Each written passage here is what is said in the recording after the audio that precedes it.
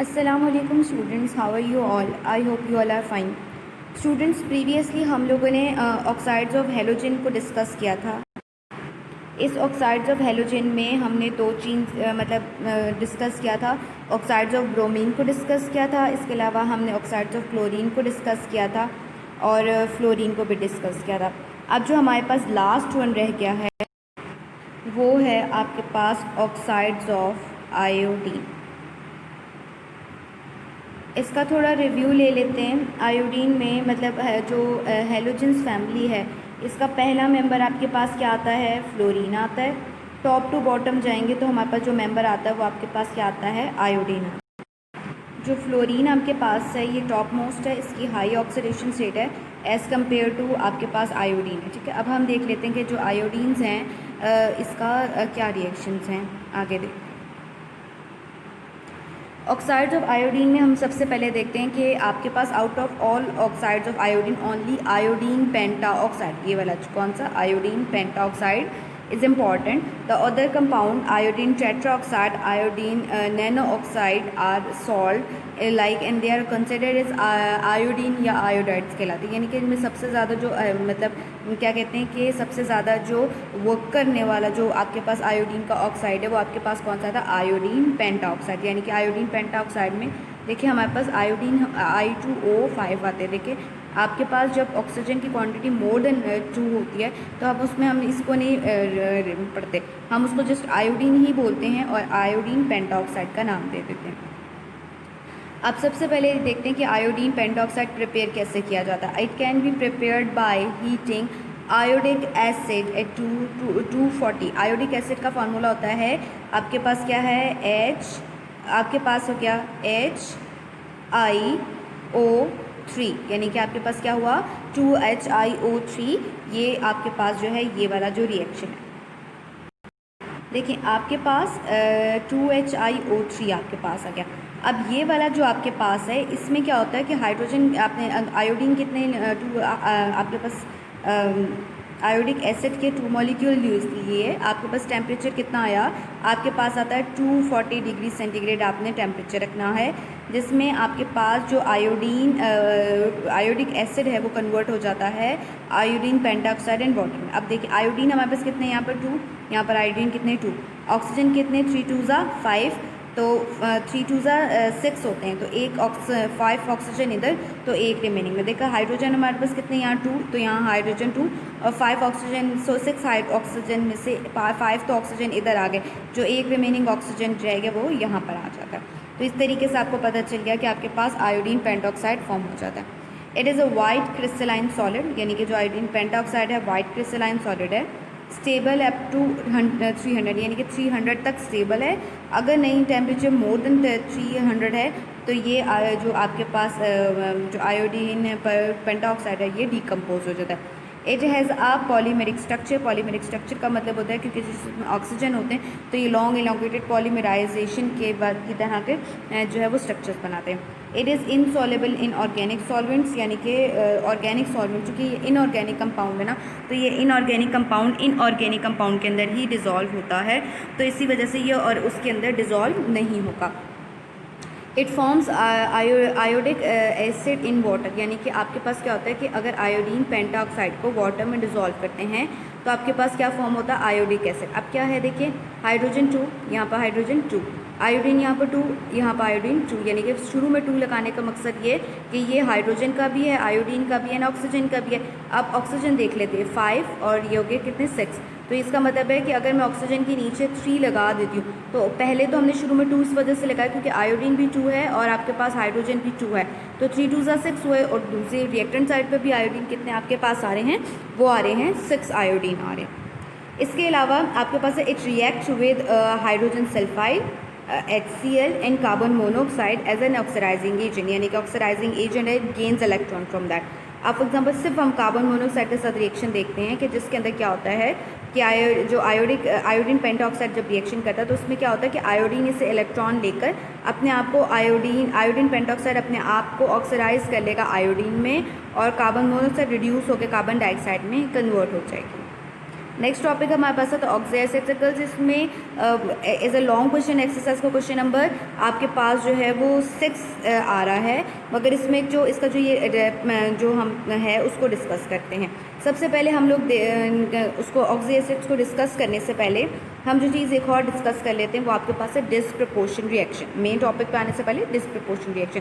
अब ये वाला जो टॉपिक इसमें हम लोग पहले ले लेते हैं डेफिनेशन, ठीक है। सबसे पहले हम लोग देख लेते हैं कि डिस्प्रपोर्शन रिएक्शन क्या होता है। A reaction in which a species, जो कोई भी स्पीशी का मैं लफ्ज़ इस्तेमाल होता है वो मॉलिक्यूल, एटम और आयन कोई भी हो सकते हैं, is simultaneously oxidise and reduce, यानी कि एक ऐसा प्रोसेस जिसमें आपके पास मॉलिक्यूल, एटम या आयन हो, वो at the same time oxidise भी होंगे और रिड्यूस भी होंगे, तो ऐसे को हम क्या कहते हैं, डिस्प्रपोर्शन रिएक्शन। यानी कि एक ही रिएक्शन में ऑक्सीडेशन भी होगी और रिडक्शन भी होगी, ठीक है। अब फॉर एग्जांपल हमारे पास क्या है, NaCl है।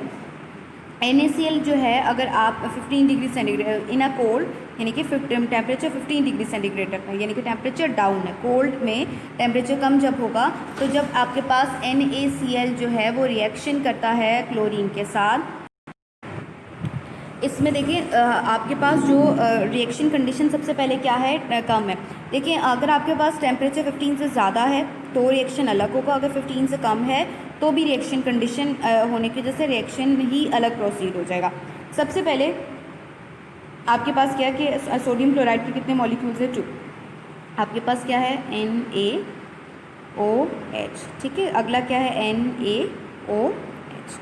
अब ये तो सिंपली निकल गया वाटर की शक्ल में। अब ये वाटर की शक्ल में तो रह गया, पीछे हमारे पास कितने रह गए, Na, 2 Na रह गए। अब इसके बाद क्या है कि सबसे पहले आपके पास जो एक सोडियम जो है, ठीक है, इसका जो ये एक सोडियम है, ये एक क्लोरीन लेकर अपने आप को किस में कन्वर्ट करेगा, NaCl में, ठीक है। अब मैं सबसे पहले बता रही हूँ कि ऑक्सीडेशन रिडक्शन नहीं बता रही, अब सिर्फ प्रोडक्ट बना रही हूँ। पहले आपके पास पीछे क्या बचा, NaO बचा, ठीक है, और एक क्लोरीन बचा। अब इसमें NaClO लिखेंगे क्योंकि ऑक्सीजन जो है वो क्लोरीन के साथ अटैच है। अब ये ऑक्सीजन सोडियम के साथ यहाँ पर नहीं, जब रिएक्शन होता है तो अरेंजमेंट चेंज हो जाती है, तो NaClO बना, ठीक है। इसको हम क्या कहते हैं, सोडियम हाइपोक्लोराइड का नाम दे देते हैं। इसके अलावा वाटर तो मैं पहले ही रिलीज़ करवा चुकी हूँ। अब यहाँ पर हम देख लेते हैं कि इसमें ऑक्सीडेशन और रिडक्शन कैसे हुई। निचले पूरे पैराग्राफ में इसी बात को एक्सप्लेन किया। देखिए क्लोरीन यहाँ पर इसकी ऑक्सीडेशन स्टेट आपके पास क्या थी, 0 थी। अब इसने क्या किया कि NaCl के अंदर जब गया तो ऑक्सीडेशन स्टेट 0 से -1 पे गई। तो ऑक्सीडेशन का मतलब होता है गेन ऑफ इलेक्ट्रॉन है, तो उसने इलेक्ट्रॉन गेन किया था तो 0 से ऑक्सीडेशन स्टेट इंक्रीज हुई ना, ठीक है, तो किस में आ गई, -1 पे आ गई। तो इसका मतलब क्या, ऑक्सीडेशन। इसके अलावा आपके पास NaOH जो है वो यहाँ से आपके पास इलेक्ट्रॉन लूज़ करने की वजह से, देखिए यहाँ पर क्लोरीन की ऑक्सीडेशन स्टेट +1 है, +1 का मतलब है इलेक्ट्रॉन लूज़ किया, तो लूज़ ऑफ इलेक्ट्रॉन क्या कहलाता है, रिडक्शन कहलाता है ना। तो आपने क्या करना है, चूँकि जो मेन कंपाउंड एलिमेंट जो आपके पास है आपने उस पर फोकस करना है, वो क्या आता है, क्लोरीन आता है। इसके बाद हमारे पास क्या आता है कि यहाँ पर देखिए आपके पास क्या होगा कि यहाँ पर क्लोरीन की ऑक्सीडेशन स्टेट 0 थी, NaCl में ऑक्सीडेशन स्टेट कितनी आ गई, -1। इसका मतलब आपके पास क्या हुआ कि oxidation and reduction, sorry oxidation यहाँ पर हो गई। नेक्स्ट आपके पास NaOH जो है जब इलेक्ट्रॉन लूज़ करता है, क्यों लूज़ किया, क्योंकि इसने क्लोरीन को देना था, तो वहाँ पर वो फिर इटसेल्फ क्या हो जाता है, रिड्यूस हो जाता है। तो ऐसा रिएक्शन, यानी कि ऐसे जो देखो 2 मॉलिक्यूल्स हैं ना आपस में रिएक्शन करें, यहाँ पर ऑक्सीडेशन भी हो रहा है, रिडक्शन भी हो रहा है, तो ऐसे रिएक्शन को हम क्या कहते हैं, डिस्प्रपोर्शन रिएक्शन कहते हैं। इसके अलावा हमारे पास जो सोडियम हाइपोक्लोराइड जो ये वाला बना, ठीक है। अब जो सोडियम हाइपोक्लोराइड बना ये फर्दर जो है ये फर्दर प्रोसेस में जाता है कोल्ड में ही। याद है कि sodium hypochlorite which is produce in cold state in above reaction decompose forming sodium chloride and sodium chlorate at 70, यानी कि आप टेम्परेचर ज़्यादा करोगे। अब क्या होगा कि यहाँ पर 3 मॉलिक्यूल्स ऑफ सोडियम आपके पास हाइपोक्लोरेट है। अब सोडियम हाइपोक्लोरेट मैं आगे जाकर टॉपिक्स में बताऊंगी इसको हम हाइपो क्यों कहते हैं, क्योंकि इसमें देखिए जो आपके पास जो वैलेंसी है ना क्लोरीन की कितनी -1 है, ऑक्सीजन की वैलेंसी ऑक्सीजन की वैलेंसी आपके पास कितनी होती है, वो होती है -2 होती है। यानी कि अगर आपके पास क्लोरीन जो मेन एलिमेंट है इसकी ऑक्सीडेशन स्टेट ऑक्सीजन के मुकाबले में कम है, तो हम उनके आगे जो लफ्ज़ का इस्तेमाल करते हैं हाइपोक्लोराइड कहते हैं उसको, या हाइपोक्लोराइड भी कहते हैं, हाइपोहेलेस भी कहते हैं। हाइपोक्लोराइड इस वजह से कहा क्योंकि ये सॉल्ट है, और अगर एसिड बनता है इसका तो हाइपोक्लोरस एसिड होना था उसमें, ठीक है। यानी कि अगर इसका चूँकि सॉल्ट है ना, तो सॉल्ट के आखिर में हम ITE लगाएंगे, अगर एसिड हुआ तो उसकी अलग कहानी है। अब सबसे पहले क्या है कि आपके पास 3 मॉलिक्यूल्स ऑफ सोडियम क्लोरेट जो है वो 70 डिग्री सेंटीग्रेड पे डिकम्पोज हो जाएगा, तो किस में चेंज हो जाएगा, NaCl है। अब देखिए हमारे पास NaCl के 2 मॉलिक्यूल्स हैं। अब हर क्लोरीन की ऑक्सीडेशन स्टेट तो +1 और -1 तो टोटल कितनी होगी 2, और यहाँ पर क्लोरीन की कितनी आ जाती है, -1 आती है, यानी कि सिंपल कह रहे हैं -1 और -1 हो गई। अब यहाँ पर क्या होगी कि अगला जो यहाँ पर जो क्लोरीन है इसकी ऑक्सीडेशन स्टेट जो है वो जो है -1 से किस में चेंज हो गई है, वो किस में हो गई है आपके पास +4 में, यानी कि इसने एक इलेक्ट्रॉन क्या हुआ कि इसने अपने इलेक्ट्रॉन लूज़ किए थे, जहाँ पर यहाँ पर क्या हुई थी, रिडक्शन हो गई थी। तो ये भी प्रोसेस है। इसके अलावा अगर हम ओवरऑल रिएक्शन देखें तो हमारे पास जो है NaCl के अगर हमारे पास 6 मॉलिक्यूल्स हो, 3 मॉलिक्यूल्स ऑफ Cl के साथ कंबाइन होते तो 3 मॉलिक्यूल्स ऑफ NaCl और सोडियम हाइपोक्लोराइड और वाटर प्रोड्यूस करते हैं। मगर अगर आपके पास सोडियम हाइपोक्लोराइड के 3 मॉलिक्यूल्स हैं और वो डिकम्पोज हो जाके NaCl और NaClO3 में कन्वर्ट हो जाते हैं, तो अगर हम इसका ओवरऑल रिएक्शन देखें तो देखिए जो प्रोडक्ट साइड पे जो चीज़ होती है वो और रिएक्टेंट साइड वाली जो चीज़ अगर वो इक्वल हो तो वो कैंसिल आउट हो जाती। बाकी जो जितने भी ये वाली चीज़ें देखिए ये एज इट इज़ उतर गई हैं, और आपके पास ये वाली चीज़ें और ये वाली चीज़ें एज इट इज़ नीचे उतर गई हैं। तो ये शो करती हैं कि आपके पास क्या है कि ओवरऑल रिएक्शन को जो है शो करती हैं। तो ये आपके पास टॉपिक जो है वो क्या कहलाता है, डिसप्रपोर्शन रिएक्शन।